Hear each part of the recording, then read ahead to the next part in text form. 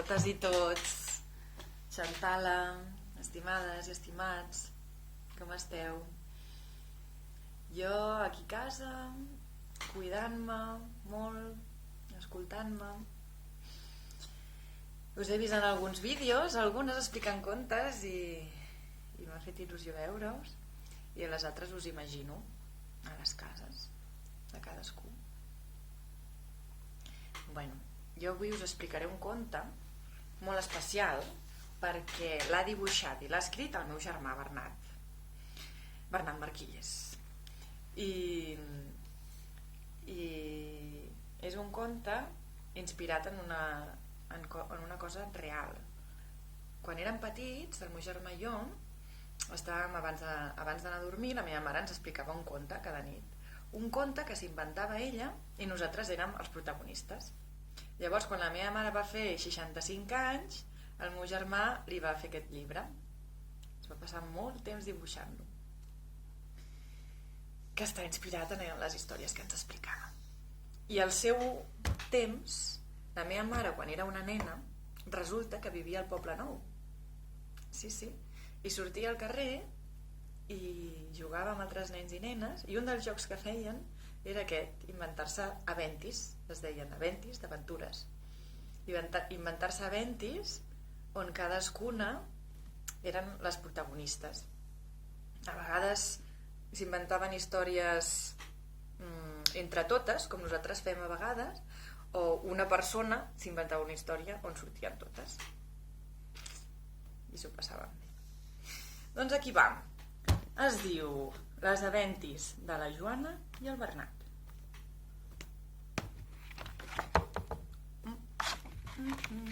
Aquesta és una foto nostra, de veritat, quan érem petitons. Jo soc la germana gran i el Bernat és el germà petit.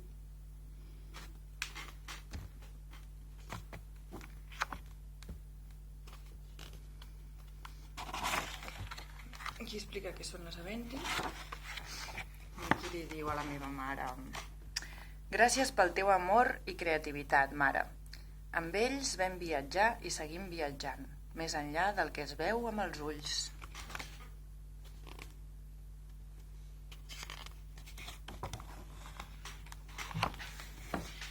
Aquesta és la història de la Joana i el Bernat, dos criatures a qui els agrada imaginar aventures. La seva mare, l'Esperança, avui abans d'anar a dormir, els explicarà un aventi, una història protagonitzada per ells mateixos. Joana i Bernat, farem un aventi, els hi diu la mare. De petita, els nens i nenes al carrer ens explicàvem aventures, on nosaltres n'érem els protagonistes. Us ve de gust? Sí. Doncs digueu-me dues coses que voleu que surtin a la història.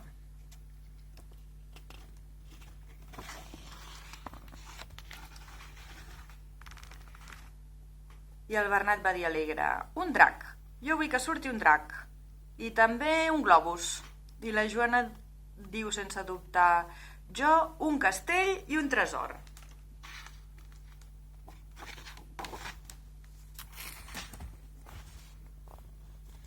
Aquest aventi, diu la mare, comença un matí en el que la Joana i el Bernat es desperten amb moltes ganes de pujar al seu globus aerostàtic.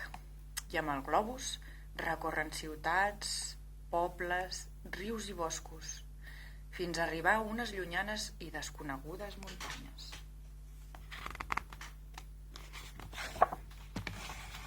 Mira, Bernat, veig un castell entre les muntanyes, diu la Joana.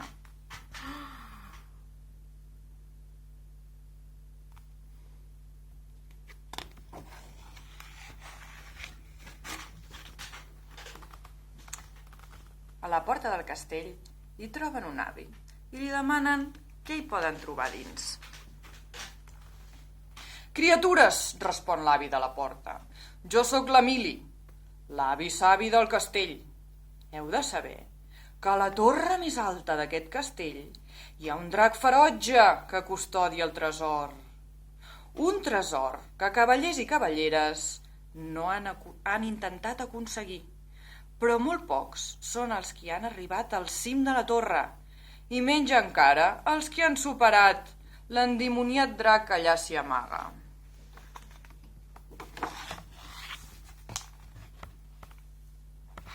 Però recordeu, només els valents i les valentes que sàpiguen estimar més enllà de la por i del que es veu a simple vista descobriran el tresor. Aneu amb molt de compte. I què van fer la Joana i el Bernat? Van entrar. Ostres, no es veu al final de la torre, van dir. I van pujar les escales. I el Bernat deia, tinc por, estic cansat, no arribarem mai, Joana. I la Joana l'agafava de les mans i l'animava a seguir. Perquè en el fons els dos tenien ganes de pujar i veure el tresor. I trobar el tresor.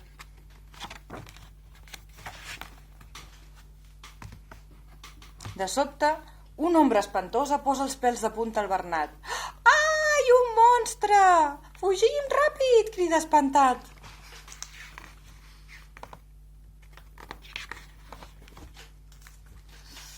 I la Joana li diu, tranquil, germanet, només és l'ombra d'una petita aranyeta que fa el seu niu al costat d'una espelma.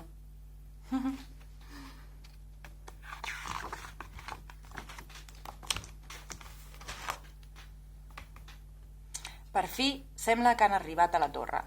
La Joana i el Bernat ho celebren contents.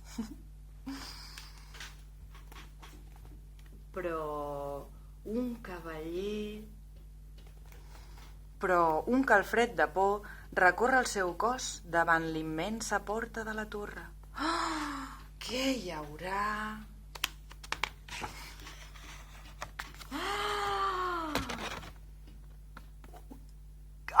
Criden espantats la Joana i el Bernat. El drac es dirigeix corrents cap a ells ben enfurismat, ensenyant les afilades dents i ullals.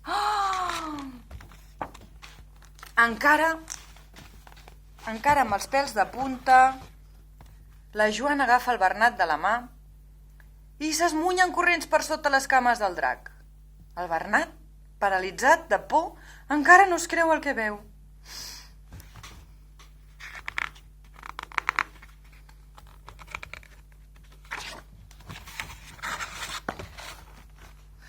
Llavors la Joana li diu al Bernat, germanet, ha sigut divertit ser la teva germana, però em sembla que això és el final.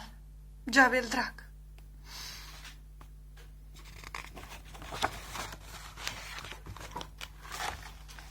El drac es llença d'una volada cap als nens en un atac fulminant, quan de sobte el Bernat recorda les paraules de l'Emili, l'avi savi. Estimar més enllà de la por i del que es veu a simple vista.